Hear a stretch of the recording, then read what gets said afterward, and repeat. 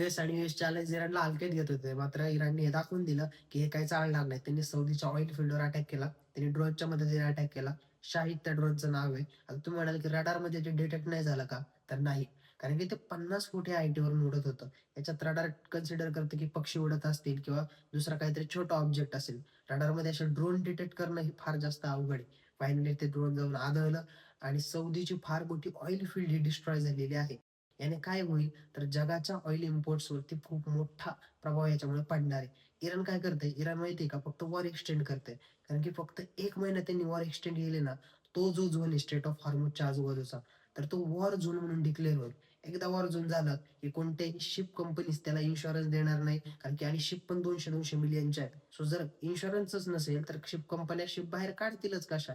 त्यामुळे oil prices वाढतील आणि ऑइल प्राइसेस वाढले तर जगामध्ये मंदी येईल. तर हा इराणचा खरं तर स्मार्ट डाव आहे. मग तुम्ही म्हणाल, की ते स्ट्रेट ऑफ हॉर्मुझ अडवणं वगैरे काय चालू आहे? इराण स्ट्रेट ऑफ हॉर्मुझ जास्त प्रकारे अडवूच शकत नाही. कारण की तिथे यूएसच्या सगळ्या शिप डिप्लॉय आहे. त्यामुळे त्याला फक्त गरज आहे, की या एरियाला वॉर झोन डिक्लेअर करणं आणि इराणला हलक्यात घेऊन चालणार नाही. हे आज आपण बघतोय.